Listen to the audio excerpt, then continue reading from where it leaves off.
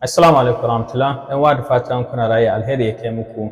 RCEP sabuwar darakta ta RCEP ta ɗauki aiki gare ku kenan yan wifi zone. Operation da musa sojawan mu banda tsaro da suke yi kuma suna kamawa su tallafa ma 'yan ƙasa wani taimako da suka kai a wasu ƙauyuka a wajejen Gaya. Ka san tarihinka, ka san kai wane ne. Niamey alhamdulillah abun jinjina na cewa an je an buɗe wuri wanda dukkan wanda yake Niamey yana da kyau ya je ya ziyarci wannan wurin don mu san tarihinmu da mu muka rubuta ba tarihin da turawa suka rubuta mana ba. Sannan kuma da ƙoƙari daga Burkina Faso da suke yi na sun kula da harkan rezo sosiyo kuma suna neman su gyara shi don su amfani. Kafin mu yi nisa sojawanmu don mu gane da cewa ba tsaro ba kawai suke abin diga a cikin daji da kariyar ƙasa, a'a tsaro suke kuma suna kulan ƙasa. Operation Damusa a jihar Doso a wajejen Gaya a ƙauyuka guda biyu wanda ake kiran shi Faska Masama da kuma wani ƙauye da ake kiran shi Malam Kadi a wajejen Gaya, inda suka je suka ba da kyauta abinci kusan ton 3.5 na abinci, sannan kuma suka gyara wani shaton su na ruwa da sauransu.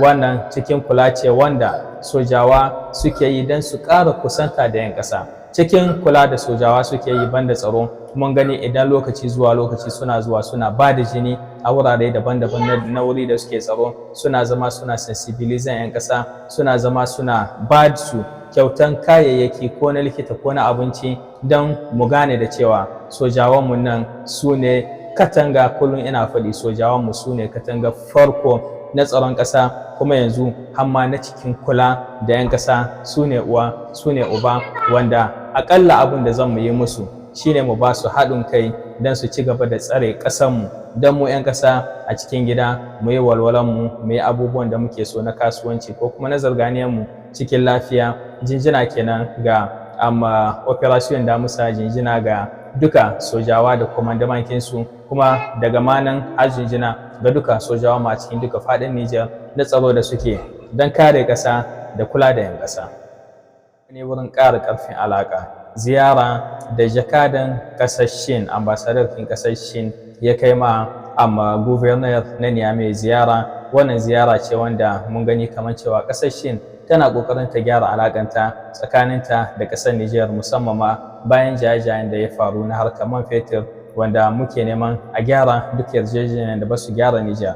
Mun gani kwanakin baya ya yi ziyaran Ade, mun gani kuma tun da ya zo shi kusan ziyara so biyu ya kai ma shugaban ƙasa din ya rika ba shi bayanin abubuwan da suke tafiya. Sai muka gani yanzu ya kai ziyara ga ofishin governor na Niamey, su ma sun zamna wurin ƙara alaƙa su gani ya ne za su ƙara gyarawa, musamman ma alaƙar da muke yi na man fetur tsakanin Nijar da China. Akwai abubuwa da yawa wanda China ta sa hannu wanda za ta rika gina su, wanda za ta rika gyara su. A cikin proje akwai gyaran Stade General Sani Kunce wanda kusan shekara guda ko shekara biyu da aka sa hannu za su fara. Muna fatan zan mu ga an fara ginin da wasu ginin likitoci da wasu hanyoyi da sauransu. Abu ne wanda yake da kyau kullum mu gyara alaƙar mu da ƙasashe, amma muna fatan kan mu sake ganin cewa an ba gubernura da kanta kyautan bis kamar yadda muka gani kwanakin baya, kyauta ta raini wanda 'yan Italiya nan suka ba gubernura, ko kuma kyauta ta raini wanda su kansu 'yan China suka je suka ba wai Grand Mosque sun gyara mana climatizer 6, sun sayi climatizer 2.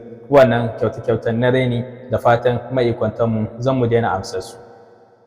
Har yanzu a Niger a cikin Niamey tarihi na ƙasa kasan tarihin ka kasan ƙasarka. A Central Cultural Al-Mustapha Al-Hassan an buɗe wuri kaman an yi mize ne na tarihi wanda an sa duka tarihin Niamey na kusan shekara 100 ko shekara ma fiye da 100 zan mu ce.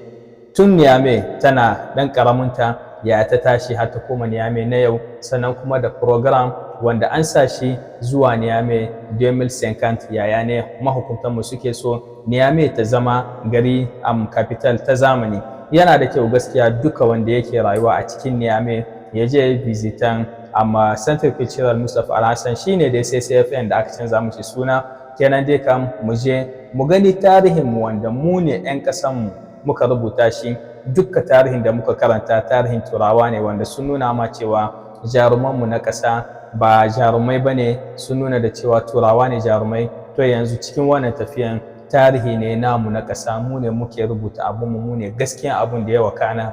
In kun dai ba nan duka abubuwa na tarihi sosai wanda gaskiya ko kana rayuwa cikin Niamey ko ka je visit a Niamey, yana da kyau mu je mu yi visitan Centre Culturel Mustapha Alhassan don mu san tarihin ƙasarmu, kuma mu ɗaga tourism, mu koyi mu ma tourism, yawon buɗe ido a cikin ƙasarmu. Mun gani wajejen amma a cikin desert sosai ana yi wannan abun. Mun gani yanzu gashi nan a cikin Niamey kuɗin taxi ne zaka ɗauka ka tahi ka je ka sha kallo, mu san tarihinmu, tarihi wanda shine in ka san shi zai ƙara ma son ƙasanka kenan. 'Yan uwa, in dai kuna Niamey ko a visit kai ko visit ta kwana ɗaya ce, ku yi ƙoƙari ku je Centre Culturel Mustapha Alhassan don ku gani cikakken tarihin ƙasar Nijar. Daga RCEP kamar yadda muka sani farkon wannan watan shugaban ƙasa ya naɗa sabuwar Directrice General, mace ce Madam Zainabu Seni Musa. To ranar 25 ga wannan watan jiya ta je ta fara aikinta, ko mu ce ta je ta rantsuwar da fara aikinta. RCEP shine ofishi da yake kula da harkan duka wasu harkan sadarwa, musamman ma harkan internet, wanda har mun gani kwanakin baya da RCEP suka yi to magana na tsanaitawa ga cewa duka masu wifi zone da suke aiki da Starlink nan dole su je su yi takaddansu a lokacin ake zancen kusan miliyan 5 na yin takaddu, kuma wanda bai yi ba za a ci taron shi kusan miliyan 50 da kaso da sauransu. Abu dai da ya tado cece kucece da yawa. Yanzu da muka gani kuma sun daga wannan magana, ina ga har zuwa watan 6, ƙarshen watan 6. To zan mu gani daga nan zuwa Joan King wannan sabuwar directrice menene zai faru da ita. Da fatan ta zo ne don ta saurari 'yan ƙasa, ba don kamar yadda muka gani gaskiyan cewa RCEP da a da sun yi aiki ne da operator kinmu, wanda su Orange King su wane ne wanda suke kumtata ma 'yan ƙasa. Muke yi ma sabuwar directrice kin RCEP fatan alheri, ko muke fatan zata saurari 'yan ƙasa, zata yi aiki don 'yan ƙasa su amfana, da a kawo musu sauƙi da samun ingantaccen internet, ba don arka aiki ba da sauran operator wanda suke cutan ƙasa, suke cutan 'yan ƙasa, kuma babu wata service na data mai kyau. Ana abin da ya kamata mu lura shine na cewa hukumar CNSP tana aiki sosai da mata, kuma akwai mata a cikin hukumar CNSP tun farkon tafiya har yanzu, wanda gaskiya suna matuƙar ƙoƙari, suna taka rawa a zuwa a gani. Mata in mun diba Dr. Elizabeth, in mun diba Madam Aishata, in mun diba ministar kinmu ta fonction publique sunanta ne ya shige muni, kuma in mun diba ministar kinmu ta energy, amma yanzu gashi nan mun gani directrice kinmu, da kuma mamma ma zan mu ce uwan tafiyan Fond de Solidarité Madam Raki. Haka in mun diba cikin sojawa su Marijika, mun gani dai kam kokari gaskiya da suke yi. Matan Niger ba a bar su baya ba a wannan tafiya ta refondation. Muke fatan kuma insha Allah mu ƙara ganin mata a cikin tafiyar nan, a rike da makamai, a rike da tafiya, amma wai ba a rika sa su ba dan mata ne, a'a dan a rika sa su dan sun cancanta, kamar yadda muka gani wa'annan sauran wanda tun da aka fara tahiyar nan har yau alhamdulillah sun rike makamin su, kuma suna yin aiki wanda wasu mazan ma ba su iyawa. Daga Burkina Faso kuma da tafiyan IS, yau ranar 26 ga wannan watan ana yin babban taron ministrorin kasashen IS. Wannan ya zo ne bayan kwana 2 da aka yi na ma'ilmanta wanda suka zamna suka bincika duka takaddun ko kuma planking da hukumar Captain Ibrahim Traore ta kawo a tafiyan IS na mulkin su na wannan shekara biyu ta IS. To yau ministrori musamman ma na diplomasiya, na tsaro, na bunƙasa arziki, duka suna nan suna karanta abubuwan da wa'annan ma'ilmantan suka kawo musu, wanda su kuma yau in sun kare za su hiddo bayani, kuma sannan za su kai takaddun na shawara da aka yi na ƙarshe ga shugabannin ƙasa, don shugabannin ƙasa su ba da umarnin a fara aiki da wannan abun. Muke fatan insha Allah mu ji bayani mai kyau na tsaron, na bunƙasa arziki da na diplomasiya daga ministrori a yau in sun kare rainoyin su insha Allah.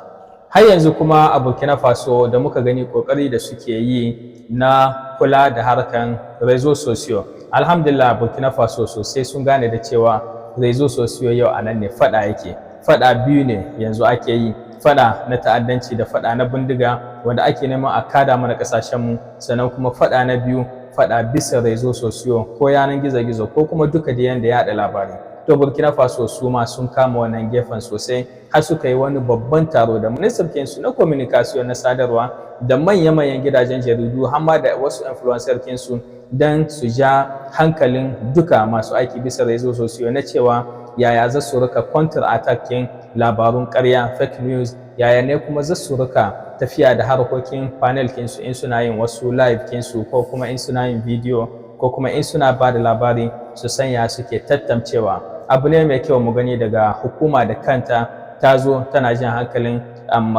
'yan jaridanta da influencer kinta na bisa rezo sosiyo. Hukuma wanda ta san da cewa abu ne wanda mai matuƙar muhimmanci na ba da labari kuma dole a yi aiki tare da su influencer kin da a yi yakin duka wasu fake news da duka wasu yakinmu da ake yi a bisa rezo sosiyo. Da fatan mu ma a Niger kinmu mahukutanmu za su gane da cewa a rezo sosiyo nan dole sai an yi aiki da influencer kuma dole sai an samu haɗin kai da 'yan jaridu don mu kare ƙasarmu ta hanyar ba da labari, ba hukuma ta rika faɗa da influencer ko kuma da 'yan jarida ba ko kuma a rika ce musu ba yin diplomasiya a rezo sosiyo. Diplomasiya duka tana cikin rezo sosiyo. Ƙarshen labarunmu kenan na yau insha Allah, sai mu haɗu da ku da sauran labarai. Allah ya kama mana, Allah ya samu dace.